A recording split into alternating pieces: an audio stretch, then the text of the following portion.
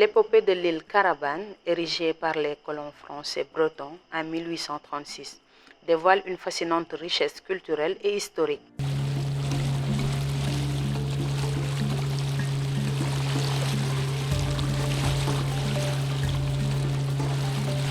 Abordant une majorité de population musulmane, l'île tire son nom évocateur l'autre côté de la rive, symbolisant une harmonie entre différents lieux de culte et une histoire complexe qui invite à l'exploration. ñu ngi si biir église breton bu Carabane église bi turam bi mooy église breton de Carabane parce que lu tax ñu ne ko église breton de Carabane c'est parce que breton yi français breton yi ñoo ko sànc comme catholique yi bëriwuñu fii donc dañuy def ay messe organisées bu ñuy bëgg a célébrer fii ay messe dañu signaler ñëpp ñu nekk si yeneen îles yi comme ça pour ñu mën a ñëw teew seen messe yi. église bi gis ngeen ni sorewul ak jàkka bi donc c'est pour dire que Casamance fii comme Sénégal fépp musulman ak jullit yi dañu déggoo dañu doon benn voilà moo tax église bi mu ngi fii mais jàkka bi baa ngi fii tamit donc ñoom ñëpp ay nit lañu ay benn lañu ay frère lañu moo tax ñun dañuy sant yàlla ba tey cohésion boobu vraiment tax na ba jàmm gën a sax biir Sénégal déggoo bu chrétien ak musulman déggoo te loolu ñu ngi koy ñaan di koy ñaan en tout cas na ñëpp téye ko noonu waaw ñu bañ ko yàq surtout population générale kii yuy ñëw nii xale yi.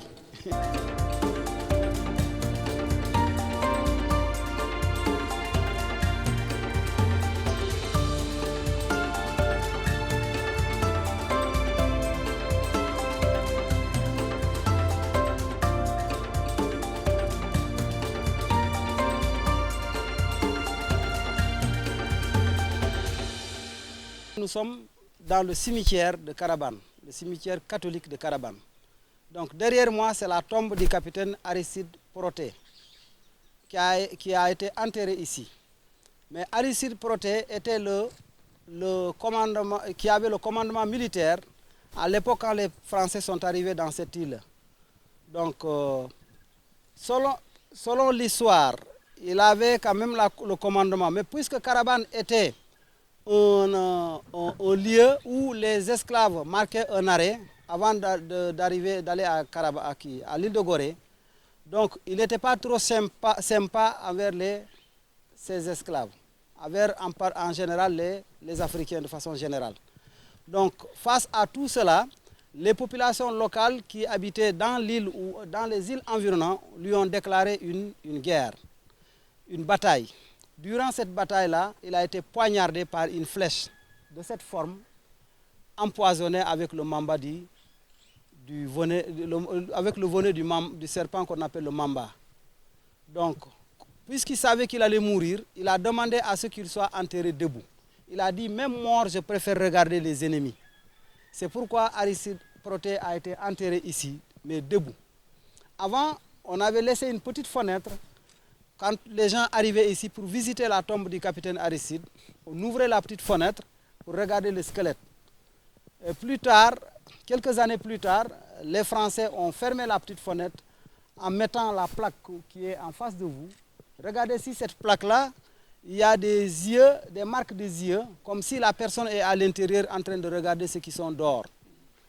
Donc, également aussi, la tombe a été clôturée par des flèches que vous voyez, pour montrer qu'il a été tué par une des flèches de cette forme. Voilà un peu l'histoire de la tombe du capitaine Aristide enterré debout. Et les autres tombes, c'était des tombes des Français qui ont perdu leur vie également ici. Un peu plus loin, il y a ce qu'on appelle la fosse commune. La fosse commune était réservée exclusivement aux Noirs.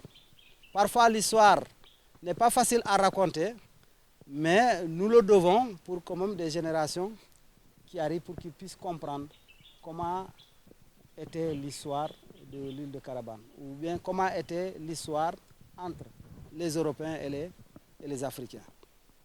Il arrive parfois des gens qui arrivent ici, des Européens, qui souffrent d'entendre ce qu'on les explique de cette histoire, mais nous partageons quand même aujourd'hui tout ensemble. Donc ce n'est pas les Africains, les Français d'aujourd'hui, d'hier qui sont aujourd'hui parmi nous. Voilà.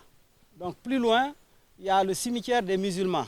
Ici, les cimetières des catholiques et celles des musulmans sont séparés. Donc quand vous empruntez, si vous empruntez la piste là, plus loin, vous verrez qu'il y a un cimetière pour les musulmans. Carabane est composé essentiellement de populations musulmanes en majorité, et il y a quand même des chrétiens.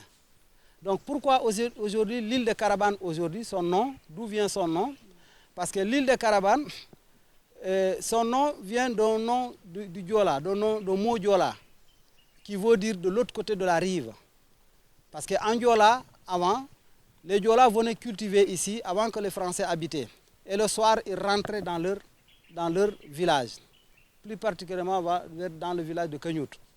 Donc quand les Français sont arrivés, ils sont croisés, ces populations-là qui venaient cultiver et rentrer. Ils les ont demandé d'où venez-vous. Donc en leur répondant en langue Diola, nous venons de l'autre côté de la rive qui traduit Carabane. Parce que l'autre côté de la rive veut dire Carabane. Karayati Baba. Donc c'est comme ça que le français a écrit le nom de Carabane qui devient aujourd'hui Carabane.